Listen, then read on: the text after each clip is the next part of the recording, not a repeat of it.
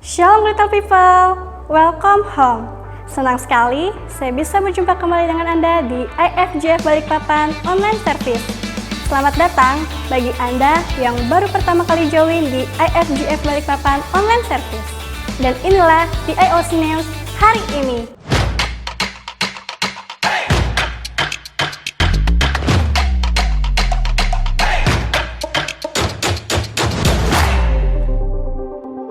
IFJF Balikpapan mempunyai kegiatan yang dapat Anda ikuti selama sepekan. Di Yakobus 5 ayat 16b, doa orang yang benar bila dengan yakin didoakan sangat besar kuasanya. Mari Bapak Ibu kita doa bersama.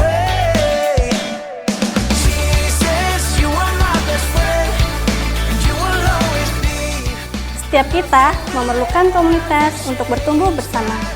CARE adalah komunitas yang ketat. Yuk join!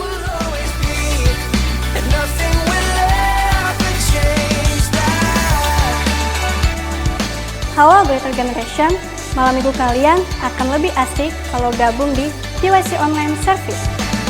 I believe in the one called Savior. I believe He's the risen one. I believe that I'll live forever. I believe that my King will come. 'Cause I have found this love. I believe in the Son. Show me your way. Jesus, you are my best friend. Hey!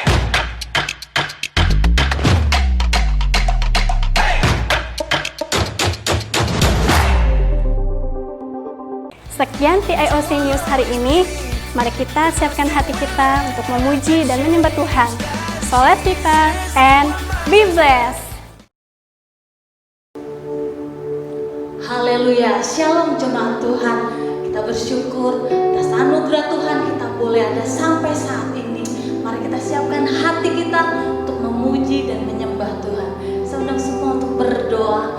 Bapa yang luar biasa, terima kasih buat segala penyertaan-Mu hingga saat ini. Kami boleh ada semua karena anugerah Tuhan. Bertahtalah di atas setiap pujian umat-Mu. Bagi setiap umat Tuhan yang siap memuji Tuhan, katakan amin.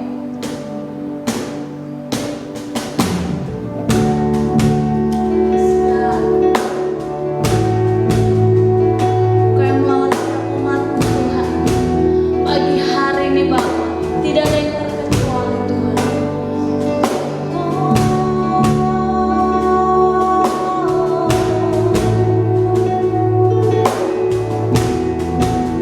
Yes, kami bersyukur Bapa.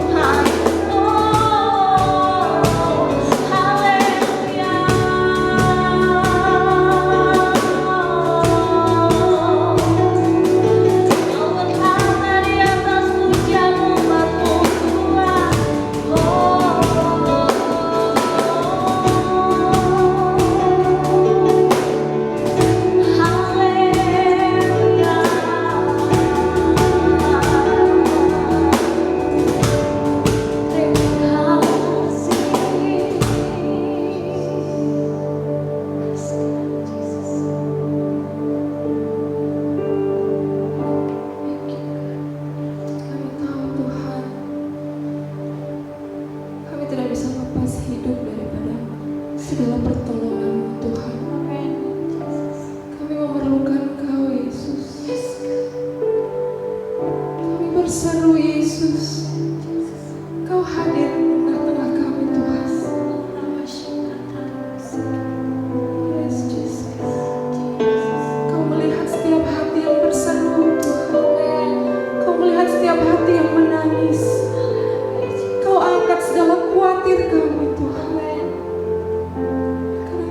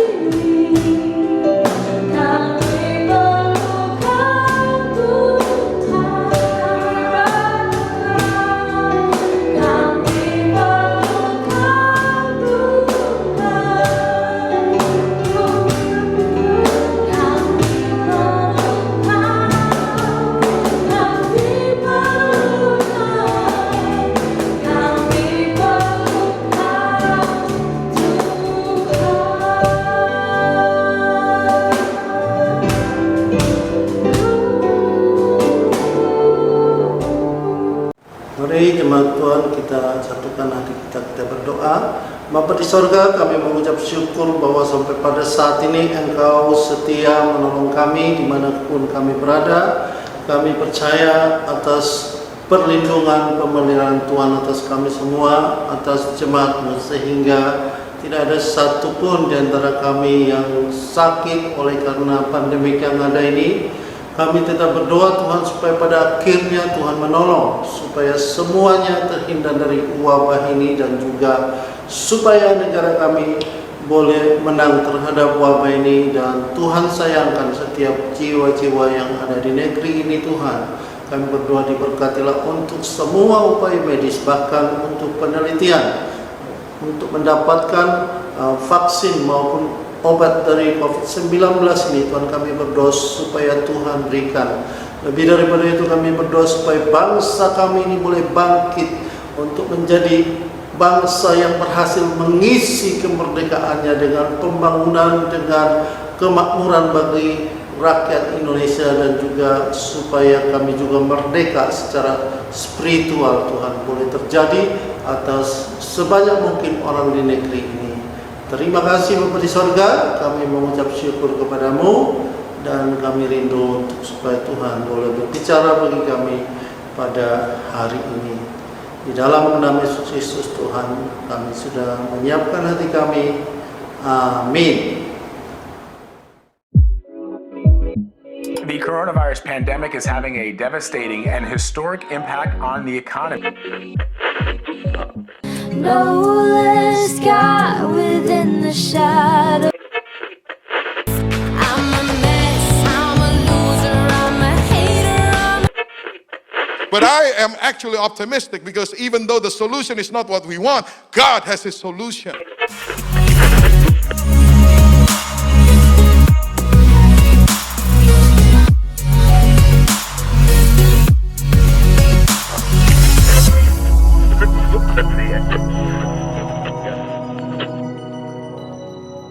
Mari sama-sama jemaat Tuhan kita deklarasikan kabar baik yang ada pada kita. Mari angkat Alkitabmu, kita sama-sama mengikrarkan deklarasi ini. Inilah kabar baik, saya diselamatkan oleh kasih karunia Allah, bukan oleh perbuatan saya. Saya dibenarkan, saya diubahkan, saya diberkati di dalam Dia. Sekarang saya tahu segala sesuatu terjadi dalam hidup saya untuk kebaikan, karena saya dipanggil sesuai dengan rencananya. Bersama kita hidup untuk kemuliaan Allah. People is our mission, connect with God, make disciple. Amin. Jemaat yang dikasih Tuhan, kita masih dalam bulan peringatan kemerdekaan.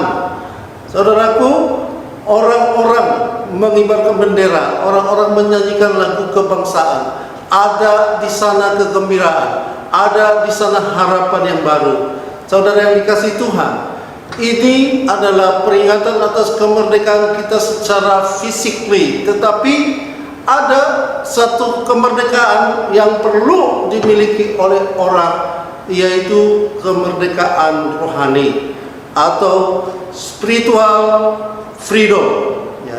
Kita perlu memiliki kemerdekaan rohani, karena bisa saja di zaman yang sudah merdeka ini justru kita masih tetap berada di dalam penjajahan. Dan itulah yang dinyatakan di Alkitab dalam Roma pasal yang ke-7. Dia mengatakan begini, sebab di dalam batinku aku suka akan hukum Allah, tetapi di dalam anggota tubuhku aku melihat hukum lain yang berjuang melawan hukum akal budiku dan membuat aku menjadi tawanan hukum dosa yang ada di dalam anggota tubuhku. Aku manusia celaka, siapakah yang akan melepaskan aku dari tubuh maut ini? Ada banyak orang yang sampai sekarang masih berada dalam satu pergumulan. Secara batinnya dia suka akan hukum Tuhan, ingin hidup baik, ingin hidup benar di hadapan Tuhan, tapi kenyataannya tidak bisa dia lakukan. Dia tidak berdaya. Oleh karena apa? Oleh karena adanya dosa, adanya kedagingan yang sedemikian rupa membuat dia frustasi. Rasul Paulus mengalami hal ini sampai dia katakan, aku manusia celaka, siapakah yang akan melepaskan aku dari tubuh maut ini? Ada banyak orang bertobat tetapi melakukan lagi, kemudian dia bertekad untuk tidak melakukanlah, dia lakukan lagi. Ada banyak bidang, ada banyak hal yang menjadi kelemahan setiap orang yang berbeda-beda. Ada orang yang mencuri, hampir ketahuan, atau sudah ketahuan, bertobat tidak ingin mencuri lagi, tapi kenyataannya dia tetap mencuri lagi. Orang yang berzina tidak mau berzina lagi, tetapi kenyataannya dia berzina lagi dan berzina lagi. Orang yang berbohong lagi dan berbohong lagi. Dia tidak berdaya untuk lepas dari itu semua.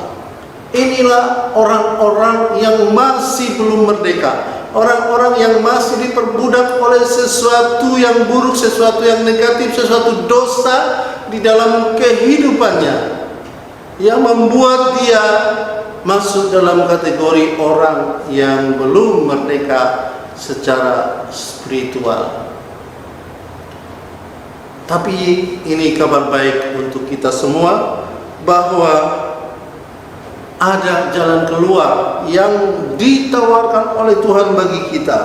Di sisi lain kita masih juga melihat bahwa orang-orang yang tidak merdeka, yang tidak freedom ini secara spiritual, mereka adalah orang-orang yang tidak menerima apa yang menjadi haknya. Orang di penjara itu adalah orang yang tidak mendapatkan haknya sebagaimana mestinya. Dia bekerja tetapi penjajah yang mengambil. Dia melakukan segala sesuatu tetapi dia tidak mendapatkan apa-apa untuk itu. Ada banyak cerita seperti itu terjadi di negeri kita. Nah, secara spiritual pun terjadi hal yang sama. Yang kita lihat di 1 Korintus pasal yang kedua ayat 24 mengatakan begini, tetapi manusia duniawi tidak menerima apa yang berasal dari Roh Allah, karena hal itu baginya adalah suatu kebodohan, dan ia tidak dapat memahaminya sebab hal itu hanya dapat dinilai secara rohani. Saudara yang dikasihi oleh Tuhan, manusia yang belum merdeka, manusia-manusia yang belum menerima kemerdekaan itu secara utuh dalam kehidupannya, secara rohani, orang-orang yang belum merdeka itu bahkan lebih parah lagi. Mereka adalah orang-orang yang tidak bisa menerima anugerah daripada Tuhan, tidak bisa mengerti hal rohani, berusaha untuk menjadi manusia rohani tetapi tidak bisa, berusaha untuk memahaminya tetapi gagal paham. Itulah orang-orang yang masih belum merdeka secara rohani. Ini tidak mengenal intelektual, mau apapun studinya, sekolahnya, mau apapun keahliannya, keterampilannya berpikir, skillnya, tapi sepanjang dia masih belum merdeka secara rohani, dia tetap saja tidak mendapatkan, tidak menerima apa yang menjadi haknya secara rohani.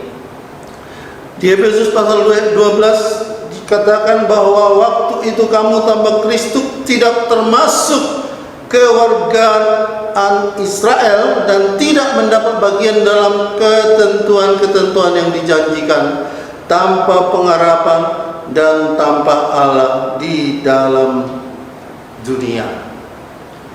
Ada orang-orang yang putus asa, orang-orang yang tidak punya pengharapan. Karena apa? Karena memang dia kewarganegaraannya adalah kewarganegaraan terjajah. Dia tidak bisa memperjuangkan haknya. Dia tidak punya hak secara hukum karena dia bukan merupakan bagian dari hukum itu sendiri. Itulah yang dialami oleh bangsa kita secara spiritual, itu juga masih saja terjadi pada saat ini. Kalau dulu orang-orang diperlakukan diskriminatif secara hukum, bahwa para pribumi tidak boleh untuk mereka memperjuangkan haknya, tidak diakui secara hukum, tidak sama derajatnya dengan penjajah. Itu yang dialami oleh nenek moyang kita, mungkin bapak kita. Nah, secara rohani hal yang sama bisa juga terjadi. Ada orang-orang yang tidak mengalami, yang tidak bisa memperjuangkan kerohanian karena memang dia tidak bagian daripada itu. Maka benarlah apa yang Rasul Paulus katakan, untuk orang-orang yang seperti ini yang masih terjajah, mereka adalah manusia celaka. Sama seperti Paulus pun menganggap bahwa dirinya adalah manusia celaka. Tetapi saudara yang dikasihi Tuhan, tidak sampai di situ, tidak berakhir di situ, bahwa ada kabar baik bagi kita bahwa Kristus mau untuk memerdekakan kita. Dalam Roma pasal 8 ayat 1 dikatakan, demikianlah sekarang tidak ada penghukuman bagi mereka yang ada di dalam Kristus. Roh yang memberikan hidup telah memerdekakan kamu di dalam Kristus dari hukum dosa dan hukum maut. Ada satu hal yang tidak dimengerti oleh orang-orang yang menganggap bahwa dosa itu sesuatu hanyalah godaan, hanyalah sebuah insiden. Tetapi saudaraku, Alkitab menyatakan bahwa dosa itu adalah hukum. Hukum dosa. Dosa menarik semua orang, seperti gravitasi menarik semua benda di atas bumi ini. Maka dari ini benda-benda seperti ini dia ditarik ke bawah. Kalau kita tidak pegang, kita lepas akan jatuh. Itulah yang terjadi dengan manusia. Manusia boleh berusaha sekuat tenaga dengan kedagingannya, dengan semangatnya. Dia ingin lepas dari dosa, tetapi kemampuannya terbatas. Maka ketika dia lemah, dia jatuh lagi dalam dosa. Mungkin dia bisa berusaha 1 hari, 2 hari, seminggu, sebulan, tetapi bulan berikutnya jatuh lagi dalam dosa yang sama, karena dia melawan hukum, yaitu hukum dosa. Karena itu Tuhan memberikan hukum yang lain bagi kita, yaitu Roh Kudus. Roh Kuduslah yang memampukan orang untuk bisa mengatasi yang disebut dengan hukum dosa. Roh Kudus itu menarik kita ke atas seperti gas yang menarik balon ke atas.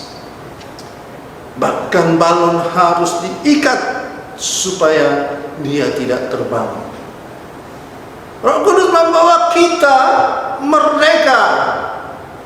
Bukan hanya bahwa dosa itu tidak ada, tetapi dia membuat dosa itu dengan segala kekuatannya menjadi tidak berarti, saudaraku. Orang yang dimerdekakan oleh Kristus, dia punya kecenderungan untuk lepas dari dosa, punya kecenderungan berlawanan dengan dosa. Itu sesuatu yang normal. Hukum harus dilawan dengan hukum. Dan Kristus memerdekakan kita dengan memberikan bagi kita Roh Kudus. Roh memberi hidup, telah memerdekakan kamu dalam Kristus dari hukum dosa dan hukum maut. Bahkan di 1 Korintus pasal 15 diulangi lagi di ayat 59. Sengat maut ialah dosa dan kuasa dosa ialah hukum Taurat.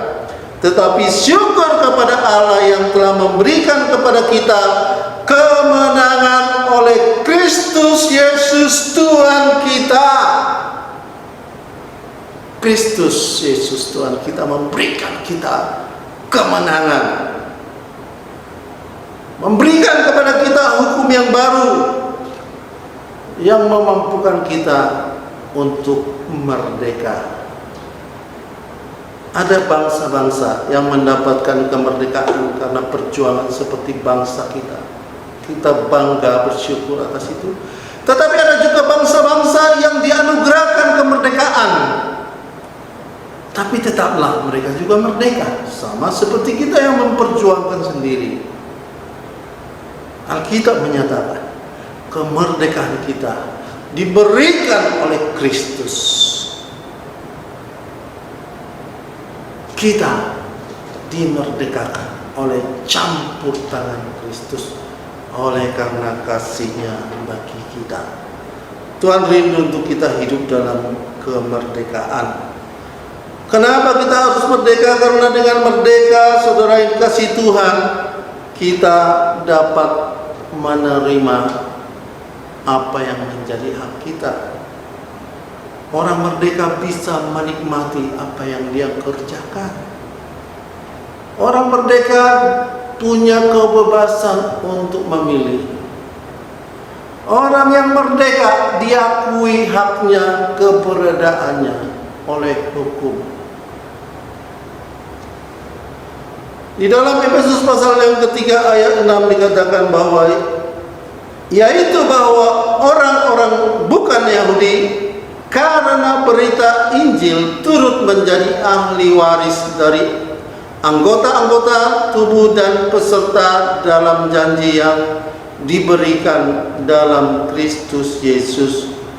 Tuhan punya proyeksi, punya proyek yang besar sekali atas bumi ini. Mega proyek penyelamatan atas bumi ini, di mana Dia menjadikan Israel sebagai pilot projectnya, yang akan melalui Israel inilah bangsa-bangsa boleh datang. Melalui Israel bangsa-bangsa mendapat bagian. Melalui Israel bangsa-bangsa bisa meniru, mencontoh.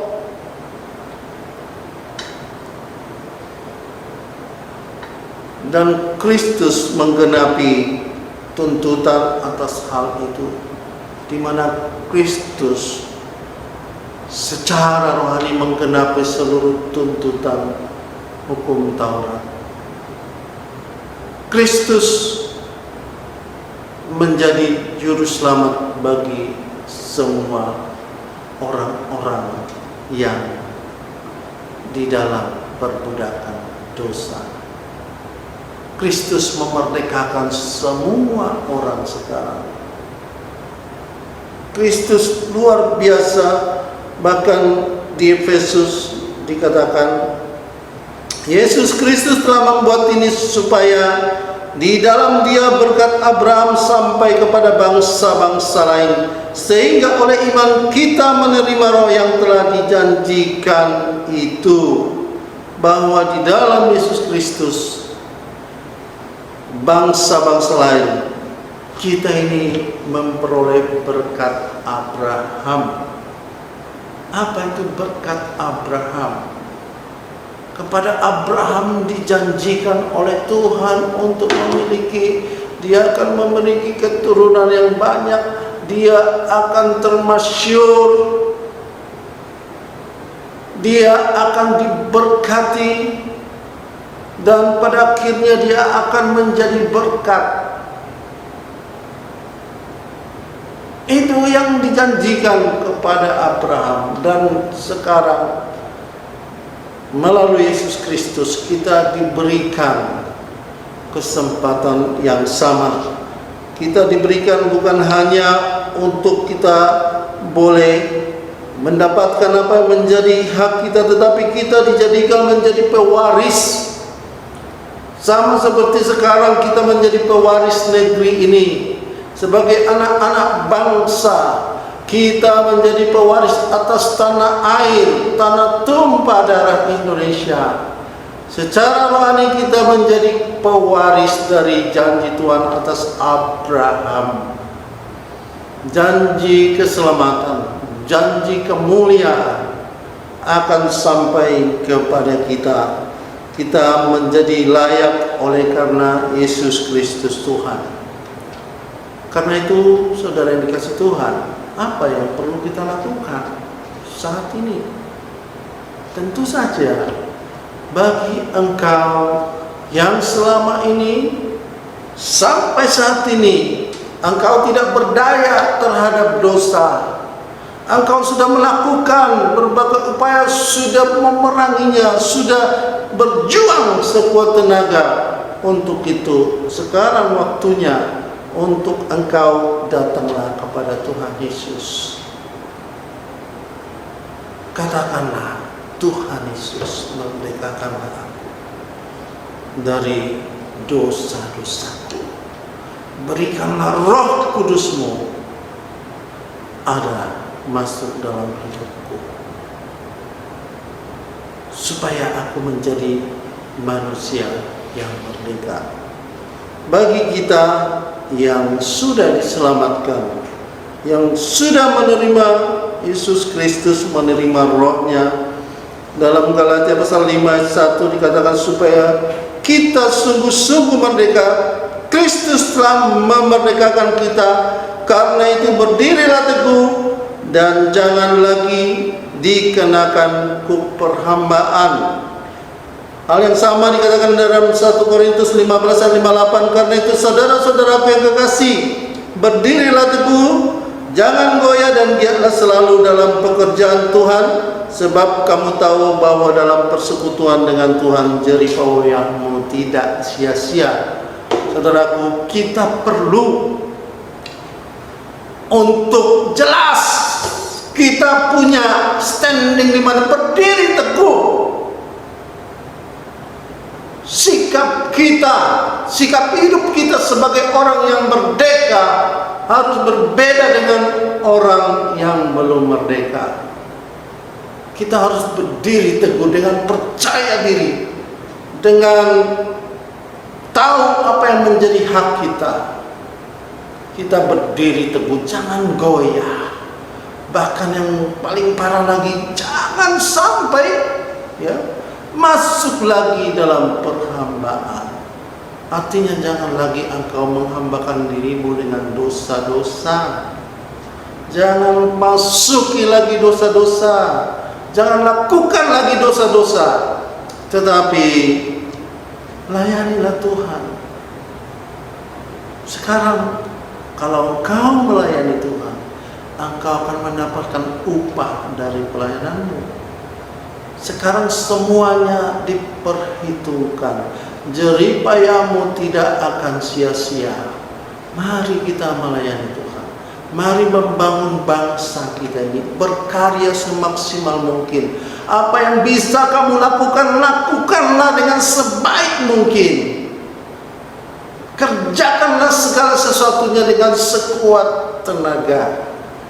Kita sekarang perlu mengisi kemerdekaan itu dengan memberikan buah-buah yang baik, dengan menghasilkan karya-karya yang terbaik, dan Tuhan akan dimuliakan. Kita menjadi orang-orang yang terberkati oleh karena apa yang kita lakukan. Kita akan menuai hasilnya, mendapatkan upah dari semuanya. Tuhan memberkati kita semua. Shalom. Amin.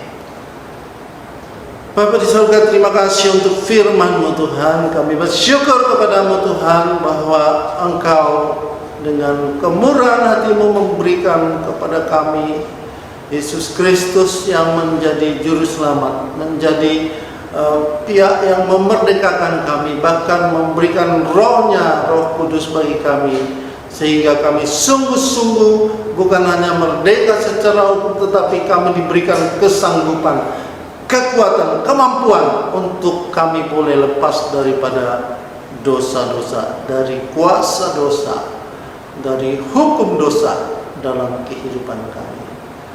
Terima kasih, kami bersyukur kepadamu, dan biarlah Tuhan menolong kami untuk kami boleh tetap berdiri teguh ke depan ini, melayani Engkau, memberikan karya yang terbaik, dan nama-Mu ditinggikan, dimuliakan.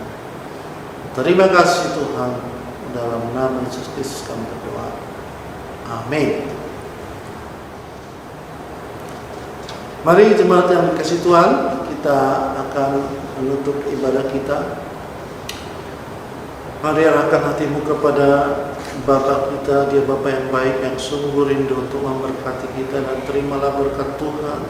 Jika engkau sungguh-sungguh mendengar firman Tuhan yang disampaikan padamu hari ini dan melakukannya dalam kehidupanmu, maka Tuhan akan memberkati engkau. Diberkatilah pekerjaanmu, sumber penghasilanmu diberkati oleh Tuhan. Bahkan Tuhan membuat lumbungmu berlimpah-limpah, supaya dalam kelimpahan engkau boleh menjadi berkat bagi banyak orang. Tuhan yang memperluas wilayahmu, memperluas pengaruhmu, bahkan Tuhan mempromosikan engkau untuk semakin naik dan tidak turun.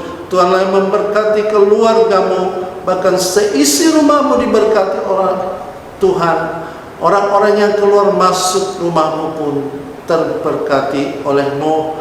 Tuhanlah yang menjadi gunung batu pelindung bagimu, yang melihara engkau dari segala sakit penyakit, dari pandemi COVID, dari semua yang merugikan engkau dihalau oleh Tuhan Allah dalam kehidupanmu. Tetapi semua hal yang baik akan Tuhan datangkan bergulung-gulung atas kehidupanmu. Engkau akan menjadi pribadi yang hidup di dalam iman, pengharapan, dan kasih. Biarlah semuanya ini sampai kepadamu oleh karena satu nama, yaitu nama Yesus Kristus. Mari semua kita sambut berkat Tuhan dengan kita katakan amin. Terima kasih bagi Anda yang sudah bergabung di IFJF Balikpapan Online Service. Saya percaya kita telah terberkati melalui penyembahan, pujian, dan firman Tuhan pada hari ini. Happy birthday and happy wedding anniversary bagi jemaat IFJF Balikpapan yang merayakan di bulan ini.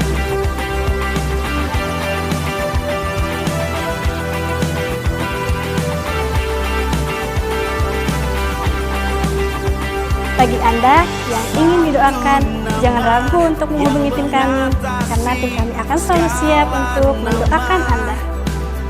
Happy Sunday and see you next week. Nama yang mengatakan